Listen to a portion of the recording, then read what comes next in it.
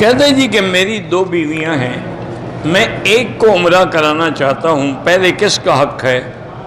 دوسری بیوی کو یا پہلی بیوی کو؟ اس کا حل یہ ہے کہ قرعہ اندازی کریں، ان دونوں کو بٹھا کے قرعہ ڈالیں، جس کا نام قرعے میں نکلے اس کو عمرہ کراؤ، پھر کوئی ناراض نہیں ہوگا۔ ایسے تم پہلی کو لاؤ یا دوسری کو لاؤ، ایک تو ناراض ہوگی نا۔ حضور صلی اللہ علیہ وسلم جب سفر پہ جاتے تھے تو اپنی بیویوں کو سامنے بٹھا کے قرعہ ڈالتے تھے کہ سفر میں کون ساتھ جائے گا۔ جب قرعہ نکل آیا تو کوئی ناراضگی نہیں۔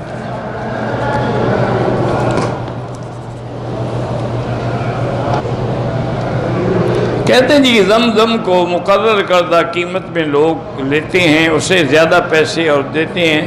بہرحال جو کہ وہ ہوٹلوں میں پہنچاتے ہیں تو پہنچانے کے پیسے تو لیں گے نا، وہ کوئی نوکر تو نہیں ہے نا کسی کی کہ 5 ریال میں خریدیں تو میں بھی 5 میں دے دیں۔ تمہارے ہوٹل میں جب پہنچا رہے ہیں تو اس کا بھی تو پیسہ لیں گے نا۔ وہ آپ خود جا کے لے لیں، نہ خریدیں ان سے۔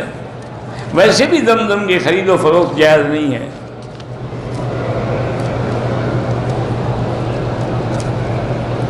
ظہر کی نماز میں 2 رکعت میں ملا، باقی جو 2 رکعت ہیں مجھے بھول گئی کہ میں نے 1 پڑھی یا 2، تو اب دوبارہ نماز پڑھو، ساری نماز لوٹاؤ۔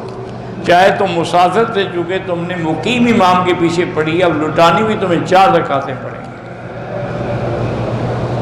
دم کا معنی ہی یہی ہوتا ہے کہ کوئی بکرا، بکری، دمبا کوئی لے کے ذبح کر کے مکے کے غریبوں کو، فقیروں کو تقسیم کرو۔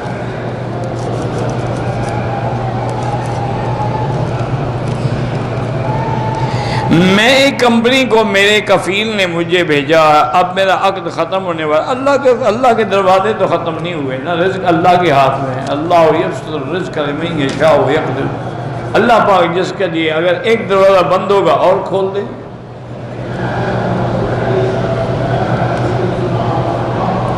حنفی مسلک میں ہاتھ جو ہے وہ ناف کے اوپر یا ناف سے نیچے باندھنے چاہیے، کیونکہ حضرت علی رضی اللہ تعالیٰ عنہ کی روایت ہے کہ من السنت ان یضع الیمین علی الشمال تحت السرۃ، کہ سنت یہ ہے، یہ بھی نہیں حدیث، سنت یعنی جس پہ حضور نے ہمیشہ عمل کیا کہ ہاتھ جو ہے ناف کے نیچے باندھے۔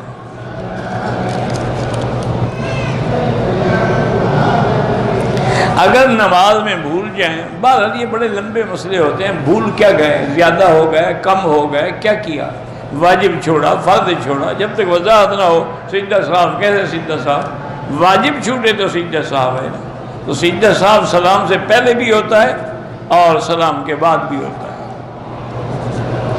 میری ماں کا ایکسیڈنٹ ہوا، اللہ شفا عطا فرمائے۔ اگر ہم قبرستان میں جا کے گزرتے ہیں اور میت کے لیے پڑھیں، ہاں اللہ ان کو بتلاتے ہیں کہ تمہارے لیے فلاں انسان نے یہ ثواب بھیجا ہے۔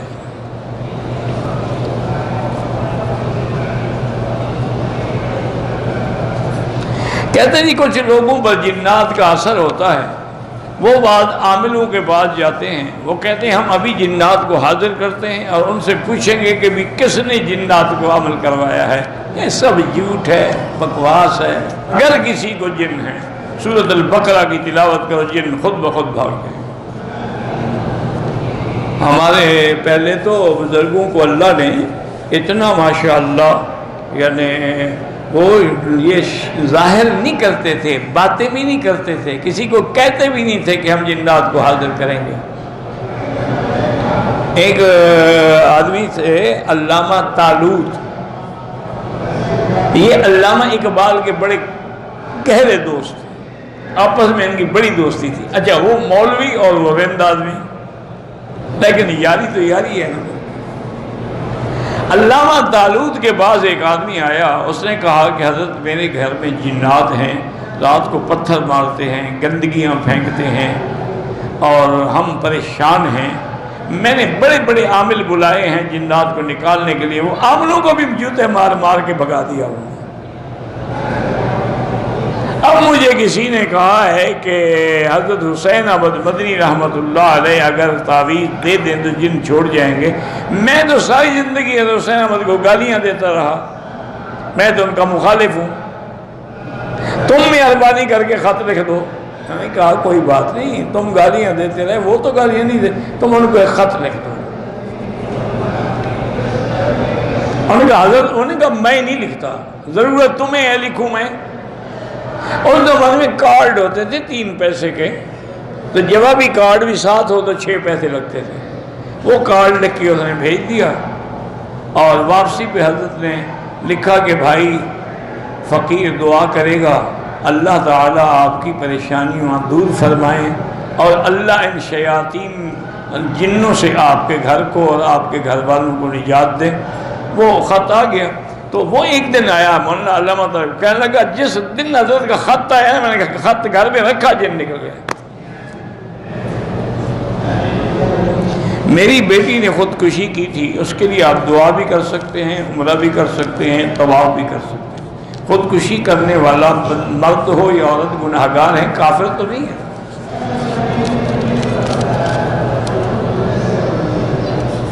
میرے والد اور والدہ بہت ضعیف ہیں، ان کے لیے میں مسجد عمرہ سے عمرہ کر سکتا ہوں؟ کر سکتے ہیں، عمرہ کریں، طواف کریں۔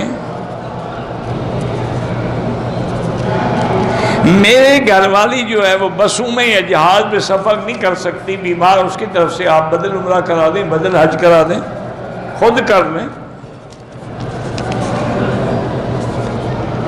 یا حج نہیں، پیسے اس کو دے دو کہ یہ تمہاری ملکی ہے، عمرہ کرے کرے، نہ کرے نہ کرے، پابند نہیں کر سکتے ورنہ زکوٰۃ ادا نہیں ہوگی۔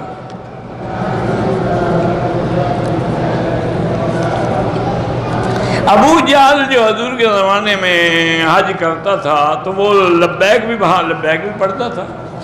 حضور نے خود سنا کہ سارے مشرکین احرام باندھ کے مینا کی طرف جا رہے تھے اور پڑھ رہے تھے لبیک اللہم لبیک لبیک لا شریک لک لبیک، ما بس یہاں تک رہو، یہی تو میں کہتا ہوں۔ انہوں نے کہا لا الا شریکا تملکہ وما ملک، تیرا کوئی شریک نہیں مگر تیرے پیارے جن کو تم نے خود شریک بنایا ہوا۔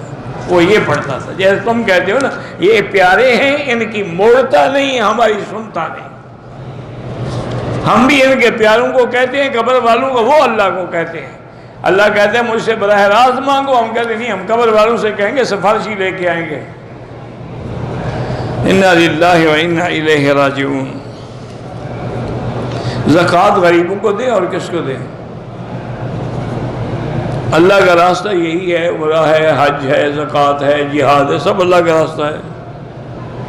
اللہ کے واسطے کا معنی ہے کہ وسیلہ تلاش کرو، اعمال صالحہ وابتغوا الیہ الوسیلۃ وجاہدوا فی سبیلہ، آگے تفسیر موجود ہے۔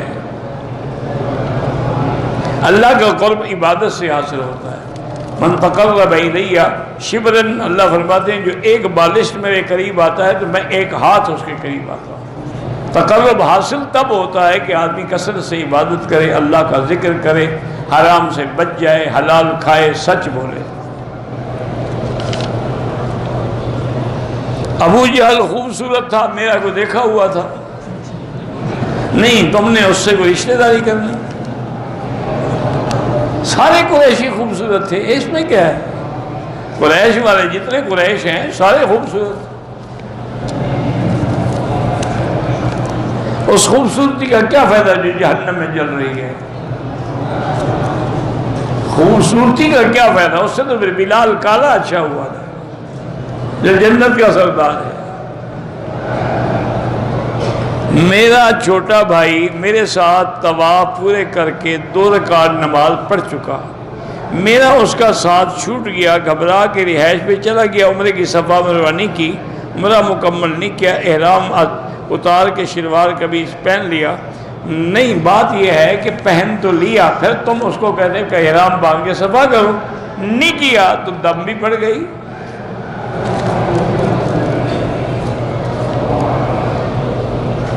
میری بیوی گانا گاتی ہے، چلو گھر میں ماشاءاللہ سارے انتظام ہو گئے، ایک ٹکٹ میں 2 تماشے ہو گئے نا، بیوی کی بیوی ہو گئی، مغنیہ کی اچھا وہ ہے بھی بڑی چلاک، کہتے میں گانا گاتی تم ناچو۔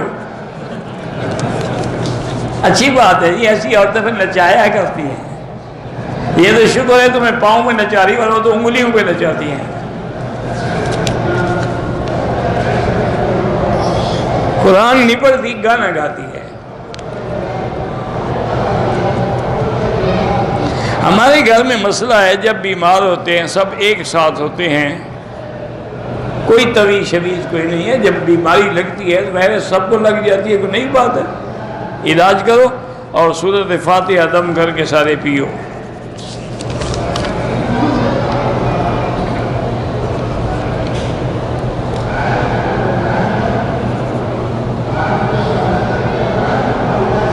بہرحال ایک آدمی نے اگر زنا کیا ہے اور سچے دل سے توبہ کر لی ہے تو اس کو کسی کو بتانے کی کوئی ضرورت نہیں. یہ اس کے اور اللہ کے درمیان میں معاملہ ہے. جب اس نے سچی توبہ کر لی ہے تو توبہ سے گناہ معاف ہو جاتے ہیں. روزہ رکھنا جو ہے پیر کے دن اور جمعرات کے دن یہ سنت ہے، نہ رکھیں تو کوئی بات نہیں.